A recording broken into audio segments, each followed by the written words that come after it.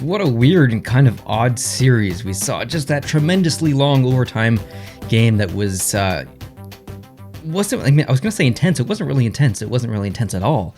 But it was one of those games that you couldn't take your eyes off of because it was going into the third overtime.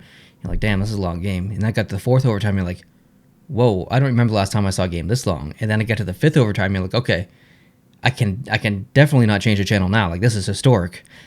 So it was interesting in that way. But as far as hockey goes, it wasn't the best hockey game. And I think you could probably say that for the majority of the games in this series. It was okay hockey, in my opinion. It was decent, but it wasn't amazing. It was definitely frustrating hockey to watch at times. The goaltending performances on both sides at times in this series was unbelievable. Korpisalo was a literal god out there most of the time. That dude gonna get paid, okay? That dude gonna get paid eventually for his performance in these playoffs. That's how good he was, and that's how good he'll probably be in the future. So even though Columbus lost pretty bad in this series, it was 4-1. It didn't feel like 4-1 because of how close most of the games were. But even though that Columbus did lose 4-1, I think Columbus fans should be still pretty proud of the team. The fact that they got by Toronto, that was a pretty tough series. They faced Tampa, which was it's a rival at this point. If you look at last year, they defeated Tampa last year. They've got a solid team. They had injuries all year. You're facing potentially the best offensively gifted team in the entire league in Tampa. Missing a couple of players, of course, but still, it was a big challenge for Columbus. So I think that Columbus fans should be really proud of the team, even though that they lost.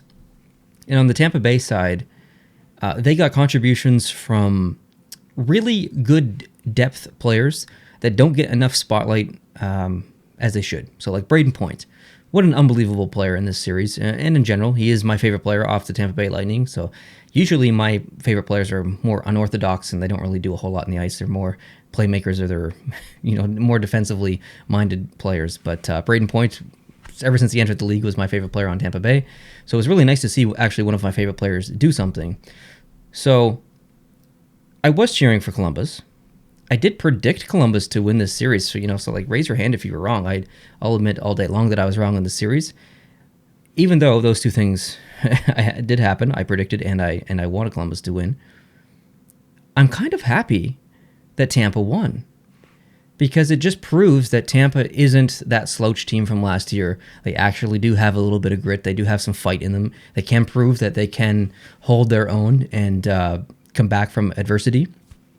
So even though I'm not a fan of Tampa, it was actually really cool to see that as a hockey fan, to see a team kind of come back from defeat from last year and do it pretty handedly as well. The games are close, but still, at the end of the day, it's the winner that counts in every one of those games. And there were 4 winners and one loss for Tampa. They won 4 times and lost once, so it looks pretty good. It looks pretty good in Tampa, and the team looks good. I don't think the team looks great. The team looks good, very comfortable, inconsistent maybe at times, but for the most part, pretty decent. And I think Tampa Bay fans should be very impressed with the team, very happy that they finally defeated the Columbus Blue Jackets. Because let's be real. If Tampa lost that series against Columbus again, there would be a massive overhaul for that team, which would be really frustrating, definitely for the fans, not just for the fact that they have to lose again.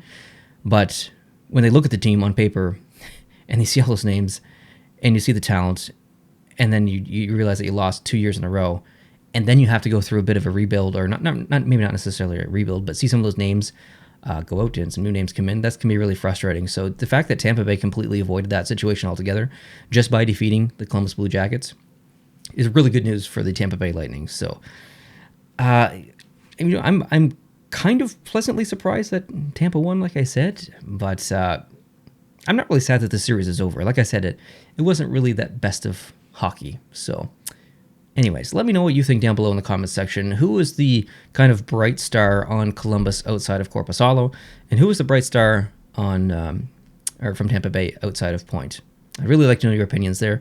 Let me know your thoughts down below in the comment section. I read all the comments, and I would love it if you could hit the subscribe button down below so you can catch future videos like this of eliminated teams and eliminated series. And these are crazy in-depth videos. They're just quick hot takes or quick thoughts on each video. They're not really that educated. It's just me talking out loud and curious to know other people's opinions, just really to generate a conversation in the comment section. So thank you guys so much for watching. I appreciate it. Would love it if you could hit the subscribe button down below, and I'll catch you in the next one. Adios.